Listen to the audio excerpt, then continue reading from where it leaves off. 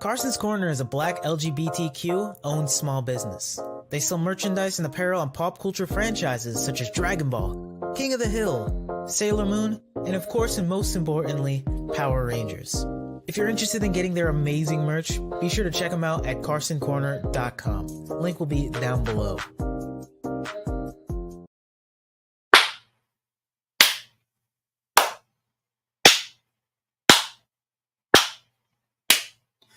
That's all I had to say, honestly. About darn time. Welcome, everyone, to the Rider Time podcast here on the Morphin Network. I'm Mike TimeRider Zero, your host, and we're here to talk about Kamen Rider Gotchardo, episode 21, Mad Warrior, Valvared of Black Flame. What did you guys think of this episode? Did you like it? Did you hate it? What do you think is going to happen next? Let us know in the comments. What were some of your favorite scenes or least favorite scenes? Did you think the intro for our tertiary writer was well worth the wait? Yeah, it's kind of interesting. How do I put this? He transformed into what is not a Kamen Rider, but he still transformed so early into the show. We're talking like episode 3, the end of episode 3. So you'd think he'd be the second rider, but no, it was Jade the whole time. And yeah, so the second guy for us to think we're gonna get ends up being the tertiary rider. Heck, they even threw in Dread as a red herring. I'm like, Sabimaru is the second rider? That seems pretty cool, but no. By the way, I still miss the idea of having Sabimaru as a Kamen Rider, because it's like, especially as like freaking Dread, like I like that idea. It's like you got this adorable, shy guy with like social anxiety, and suddenly he's got this black leather-clad, skull-themed outfit. Very, very Khan from King of the Hill. You know, I liked that. I really liked it. But we're not here to talk about Sabimaru or Dread. Although we will talk about Dread, but not quite. This is the episode where they finally reveal Valvared as the tertiary rider, as Kamen Rider Valvared. And I have to say, one of the strangest things for me is the fact that he, unlike Gotchard, who needs to have contrasting numbers where like they add up to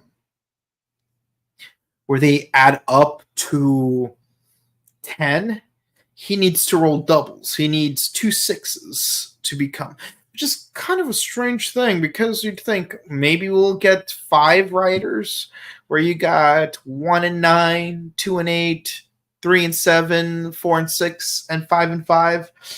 But no, different gimmick. I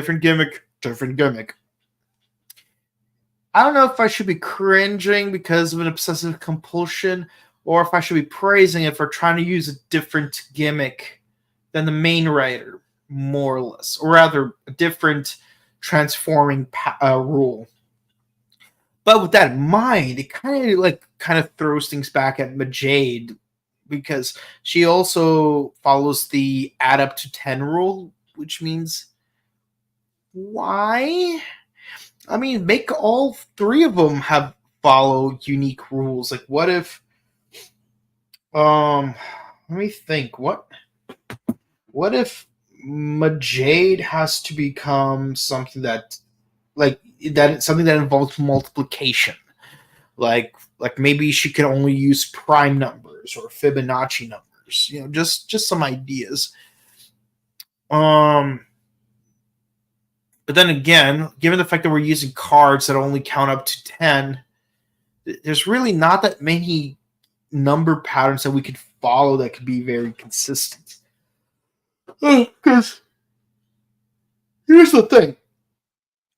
With Gotchard, you technically can have 45... No, wait. No, sorry. or is it, yeah, 45 different combinations. You can do 45 different combinations of cards. With Valvared, technically, you could also do 50, but like I don't know how many you could do with like any other kind of number of patterns. So if you guys could Jim Cornette Majade's card pattern, what would you guys pick? Let me know in the comments. But yeah, Valvared is amalgam right now, and he's going berserk because he found out that his memories were wiped about his parents being eliminated, and all he does is see constant flashbacks of like his parents being killed by Grayon. And dang, this is brutal. You know what else is brutal? The way Lakeith is being treated by her sisters. Like freaking, he's like, I think Grayon is using us. I think we need to follow our own path. And of course, Atropos is like, little girl, you don't know what hurt you're in. Just gone. Like, I'm definitely sensing some falling out between the three Fates sisters, and I'm gonna be very suspicious that either A, Lachesis will be the first to go, or they're going to tease that she's the first to go, but out of nowhere, Clotho is going to sacrifice herself for Lachesis, because I just can't see them trying to kill off the middle child. Like, if we're going to kill off all three of the sisters, I can't see them going for the middle child first. And the less I make to a reference of something that happened in 2020, the more I'd rather avoid it. And by the way, that event is not a virus. It's not a virus. It's something else that happened in 2020. Something that actually probably affected our producer a lot more than anything else. But yeah, no, like I can't see them going after the middle child first. Like, it's always either like from oldest to youngest or youngest to oldest. But then again, in Sentai and Kamen Rider, they very rarely have more than two siblings in a group of villains. Usually they're all like twins or triplets or quadruplets or whatever, or they're just two siblings, big brother, little brother, and usually little brother's bigger than big brother. It's been a recurring thing since Battle Fever J. But with that in mind, it's like you have three siblings, and it really seems like they're probably going to go after the middle sibling first. I don't know why, but we'll see how this plays out. And of course, we actually try to analyze the ignition pack in order to help Valvared's Belta come to completion. So of course they do a lot of analysis on Gotchard, and like they study their alchemy skills. They pull all-nighters. It's a cute montage. But I will say this: this centrifuge that Gotchard is inside of, it kind of reminds me of what's it called? The laboratory in the Rabbit Hatch from Kamen Rider Forze, which again, as much as I would like to like go back into the whole Gotchard is ripping off Kamen Rider Forze thing again, there's really no point beating a dead horse, so we're just gonna move on. Yeah. So, we find out a couple of interesting things. So Minato overheard the conversation between the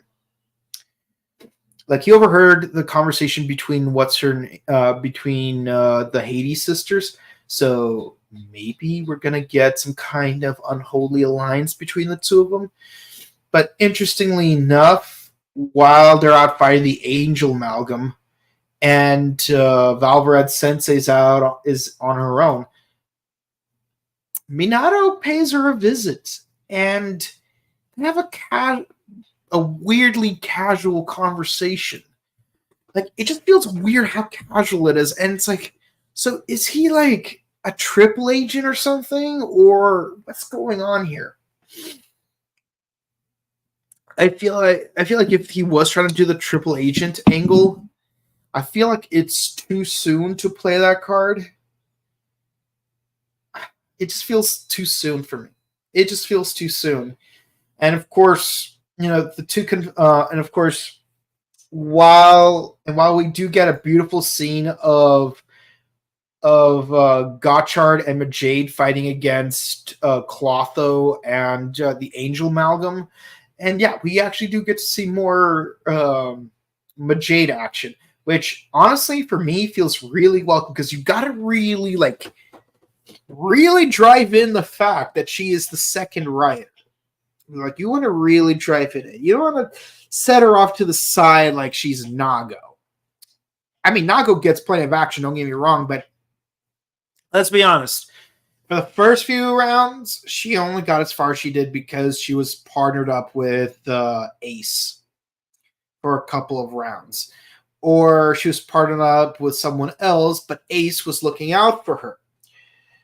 So, like, she wasn't really independent until, like, the second arc.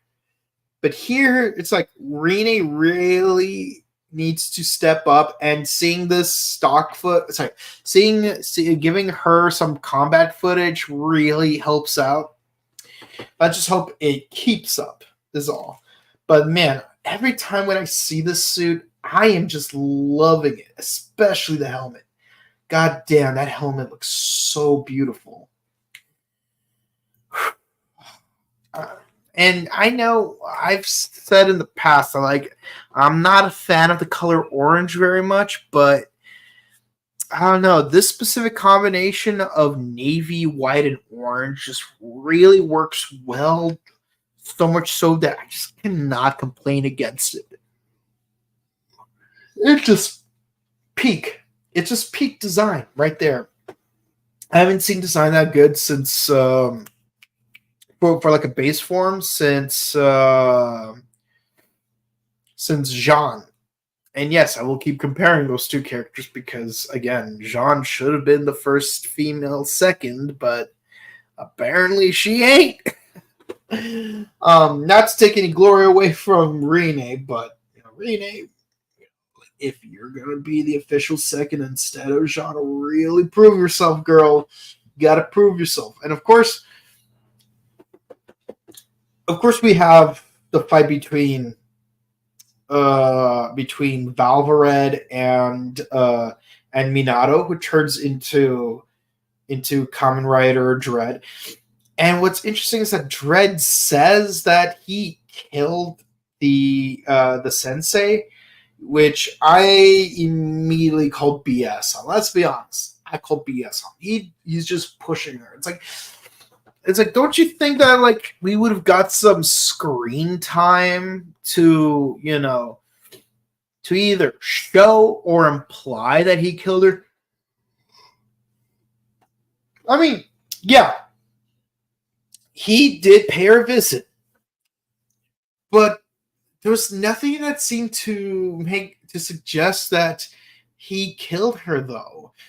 Like, either don't show that scene, or blatantly show him killing her, or don't have them have a casual conversation, just have her working, and then have her turn around and scream and then cut. Like, make it imply that there's someone behind her. And then when Minato shows up, he'll say, I killed your sensei. And then you could put two and two together. And you'd be like, oh, so that's why she screamed. So, yeah. So, as far as the big reveal about, him killing her. I'm here to tell you right now, we don't care. Let me tell you, we don't care. Because it's like there's no build up to it. There's no build up to it. And so yeah, they have their fight scene. He's in his amalgam form, and of course he's losing. And then he has a flashback about his parents, and they pull off a goblet of fire. Like, I swear, when I saw. Oh, by the way, there's a scene earlier where their dead bodies were like, it's like, we need to save our son, and then they and then they perform alchemy. It's like, what? A dead person can't perform alchemy, and that was just left out in the air for like no reason. But here, yeah, no, this is Harry Potter and the Goblet of Fire, because like this is the part where Voldemort uses the Abracadabra curse on Harry, but then the ghosts of Harry's parents are like holding him off. It's like, Harry, we can hold him off, but only for so long. Quick, grab the portkey, get back to safety. And then Cedric's ghost is like, can you bring my body back to my dad, please and thank you. I don't want to be reincarnated as an emo vampire.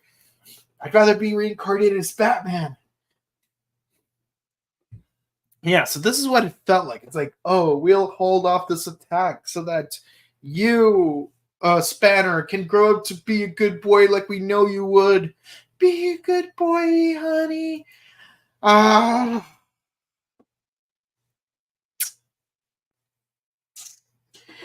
swear, to the writer of Gotchard. How many times do we have to teach you this lesson, old man?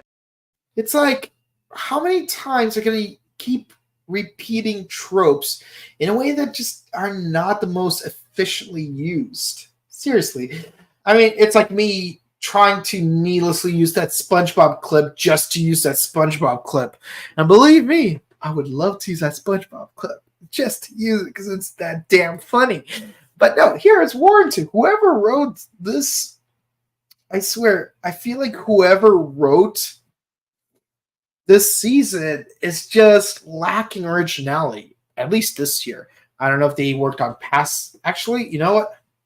I'm curious.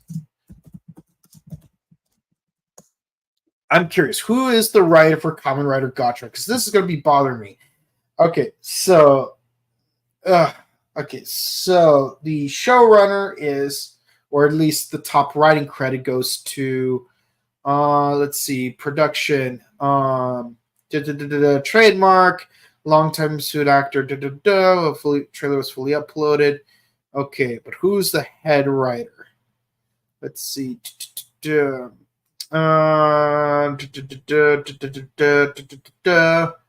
Yeah, I'm guessing that it's just gonna be the person who has the top billing.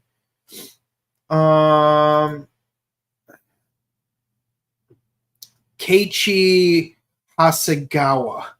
What did he work on? Oh, dang. He was the Humagear from Kamen Rider Saber? Dang. Let's see. He's known for his works on Ultraman series, having written for every Ultraman series production from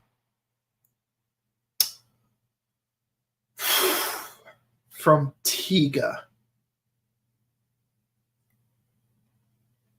Oh no. Oh no. Oh no. Oh no. Tiga is the season we're discussing right now. Oh my god. I really hope this is an off year. Because, again, as far as Ultraman goes, I've only ever finished Blazar. I got started on Ultraman Tiga this week. I'm going to be doing episodes 5 through 8 next Monday.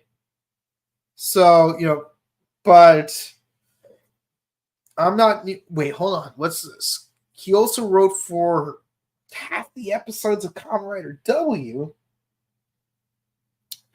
He did a quarter of the. Wait, no, hold on. A fifth of the a fifth of the episodes of Forze. A third of the episodes of Drive. Ghosts. Yeah, that's probably where things went downhill. And he worked on the second arc of Saber. Okay. And the last arc of Saber. Okay. Oh boy.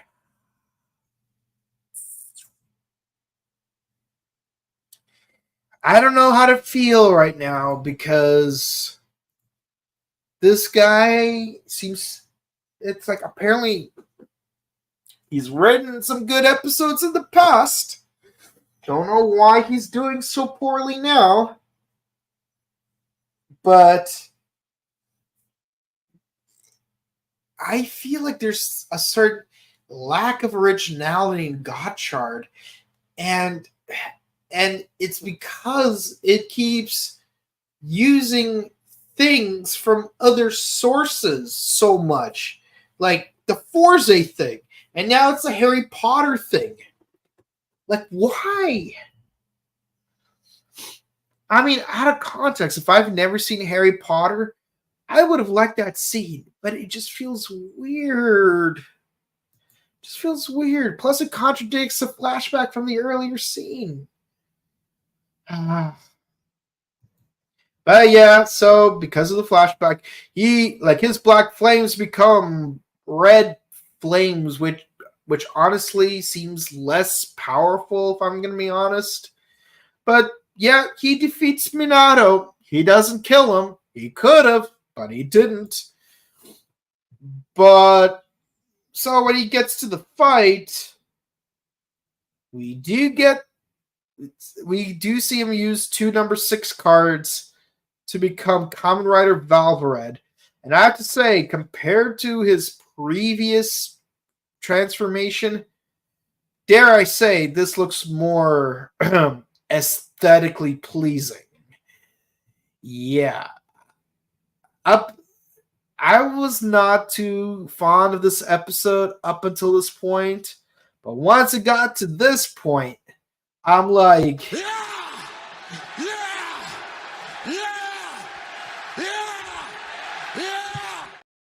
and of course his wrench sword is on fire and everything. He's having an epic fight, and he gets to use a side form in this episode. Normally have to wait till the next episode, but here he is. He is using gut shovel and the Orochi thing from the quarter season finale. It looks okay. It looks okay. Honestly, I'm not too impressed. It's like, 6 of the 8 Orochi heads form 2 shovel arms, and while the other 2 heads form a chest plate. I'm like, I get it. It's like even in his original Valvared form, the Chemi cards essentially just become tools, like armaments. And I do like that, in a sense, they actually combined 2 cards into a single armament because it's not just a shovel. It is an Orochi-themed shovel. I just feel like it's just a little lazy that all it does is just form gloves and a chest. It's like watching the what's it called, the 30th anniversary version of what's his name, of Ultimate Die Voyager. Yeah, Boken Die Voyager in Go Sentai Bokenger versus Super Sentai, where it gets this additional red flaming armor and fists because that's the power of the 30 red senshi in the past 30 years of Super Sentai. So when you use the corkscrew punch, it actually looks like a punch. But at least as a giant robot, of course it's gonna do bare minimum. And plus you could probably do a Bandai Premium or Televicun lottery to like make it some kind of attachment to the actual Zord. I don't think they ever did that, but they could have. They could have. But yeah, this is basically what it boils down to. And of course, he does a rider kick, so it's like, oh, we're all hunky dory. He captures Angel, we're good. Meanwhile, there's acknowledgement that Minato fought with very specific purpose, and apparently he and Lachesis are still scheming stuff. So, what could they possibly be scheming? Let's find out in the next episode when we have some vampiric consequences.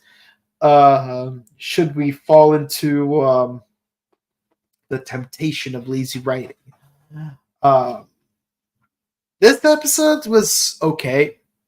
It was definitely better than the previous episode. It was definitely handled better than some other episodes. I don't know. I feel like there have been other attempts at making a secondary or tertiary writer reveal that were handled a lot better. So there's that. Minato and Lachesis becoming a Splinter Cell. I would have to say that it's the most interesting part because now we have factions going on. But I do have to ask, how far is that going to go? Because I don't want Lachesis to die in like 4 episodes. And I swear, if it turns out it really will be within 4 episodes, like episode 25 or 26, Lachesis is going to die, I'm going to be so mad. Although based on traditional like pacing, it's more likely she will die around episode 28. But because I said 4 or so episodes, let's stick to 26. But it'd be even funnier if it actually was 28 episodes. Long story short, I'm confident that she probably will not see past episode 30. But someone's probably gonna have a form, like a new upgrade form to defeat her. Maybe the Iron Train thing that we saw teases of. So let me know what you guys thought of this episode. For me, this episode was 8.5 out of 10. Again, things got a lot better like once he transformed into Valvared. I did not care for the story prior to it because the pace. It's literally the pacing of the episode more than anything else. The Lachesis betrayal storyline is more engaging, so at least that's my opinion. Let me know what you guys thought. Let's see. Grayon's next target is his mentor. Let's see. Oh, look. Mr. Tertiary finally debuts. Yeah. Took him long enough. But heck, they even showed him in the theme song starting with episode 17. So it's like, is it even that big of a reveal? Triple XYZ says the irony since he appeared so early in the show. Exactly. He had that pseudo transformation thing way back in episode 3. So, and again, it's because he transformed into that other thing so early in the series. It does feel weird that he's the tertiary writer. Okay. Let's see. Let the new driver, which means no sleeping. It's called pulling all-nighter. Let's see. Rating time at the lab. Yeah. He forgot about the inspiring words from the parents. Again, Harry Potter. Let's see. Valvared's combo is a ratio of 6v6 or something like that. It's basically 1-to-1. I mean, if it's a ratio, because we're using 2 of the same cards. So 1 divided by 1 equals 1. 6 divided by 6 equals 1. 10 divided by 10 equals 1. Infinity divided by infinity equals 1. Another prop on fire. Yeah, it's like the opening scene from Heaven's on Fire where Paul Stanley has his hands on fire. Bow, bow, bow, bow, bow, down. Okay. Ouch. Finally got payback on your sense. Start your engine. Oops, wrong series. Exactly. Let's see. It's just a Gotchard driver, except the igniter attachment can't be removed. They should have added purple to it. Yeah, but here's the thing, Bondi Premium. Do you really want Bondi Premium to have more ideas? Oh, hell no! Oh, hell no! Oh, hell no! Oh, hell no! Oh, hell no! Oh, hell no! Oh, hell no. Exactly. Like, why would you want to give Bondi Premium more ideas?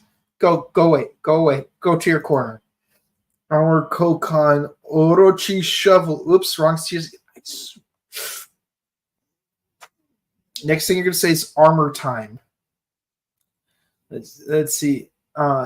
Angel Ed is saved in time for a proper goodbye to mom and dad. Yeah, he does. Time to play chess again. Yeah. Who's excited for the Valentine episode, which I called it for so long? Also, I knew they're going to cast a handsome guy as a vampire. I mean, it's a vampire. I mean, you can't really call something that was already going to be obvious. But yeah, nope. Valentine episode. Can't wait. You know, we got that. We got to have that vampiric drip going on. Especially after, you know, we had Sebastian have that one episode in King Oger. So there's that. I hope Spanner doesn't become a comedy relief all because of Lakeis's just saying, okay, let me keep it 100. The thing about Kamen Rider Rogue becoming comic relief character is that he was always in Daddy's shadow. He never got to learn to become his own thing. So, of course, he's going to experiment with trying to do his own thing with the t-shirts. Actually, it'd be funny if like all of those t-shirts that Tabanjo wore throughout the series were somehow retroactively made by Gentoku. Yeah. My money is on Clotho's death because her new outfit next episode. Oh yeah, she gets a new outfit next episode. Yeah. Oh, can't wait to see it. Oh yeah, he didn't do the alchemy hand thing before transforming. Oh yeah, the thing. Yeah. Honestly, I prefer this thing. You know, but it is what it is. Yeah, that's it for the comments, guys. Thank you guys so much for watching. Please be sure to comment, like, and subscribe to us on YouTube, Facebook, Twitter, Instagram. Ding the bell icon to stay notified of our latest videos. Help us defeat that pesky algorithm, because we want our content to go out to more people who will be interested in seeing that content. And the best way to do it is for you guys, our fellow fans, to spread the word. We do Ultraman Tiga on Mondays, Gotchard on Wednesdays, King Ultra on Thursdays. This Saturday, I need to change the date on the stream. This Saturday, we are going to be doing the first of the two Visa Next films for Kamen Rider Build New World. And these two videos are going to be the last two videos we need to finish Build. It seems like we did it so quickly, but we're almost done with Kamen Rider Build. Can you believe that? And once we do that, we're going to move on to the next Kamen Rider series of the past. So which one will it be? Well, gonna have to wait 2 weeks to find out. Just like how they teased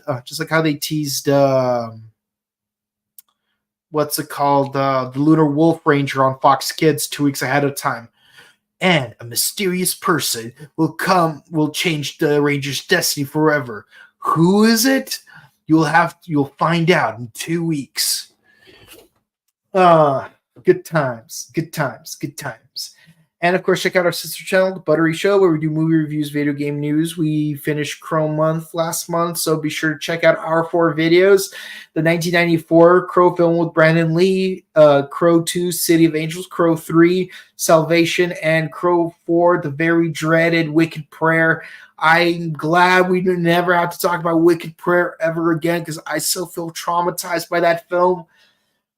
But you guys will get to revel in my suffering. So all that and more on The Buttery Show. And if you want to check out our personal content, well, my personal content, since I'm the only person here, you can find me on Instagram, Boken_Kawato, or on Twitch at twitch.tv/BokenKawato. My next stream will probably be later tonight, maybe around 9:30ish. I'm going to be Pacific Standard Time, because I really do need to take a quick break, get some rest, and then we can bust some viruses. How's that sound, guys? My next convention appearance will be at Simi Valley Toy and Comic Fest on February 25th, 2024. So if you're anywhere near Simi Valley or just want to have a reason to go there, by car, by train, by plane, check out Simi Valley 20 Comic Fest at the Grand Vista Hotel. Every year they do a different theme. This year it's Yu-Gi-Oh! So if you're a Yu-Gi-Oh! Player who's looking for that special card, or just want to say hi to some of the voice actors like Joey or Mokuba, this may be your opportunity. So come to the Simi Valley 20 Comic Fest. Until then, I hope everyone enjoyed the show. Stay safe, stay hydrated, update emergency kits, hug your loved ones. Have a good rest of your week, and we'll see you guys tomorrow for our discussion of King Oger episode 47. Have a good one. Bye.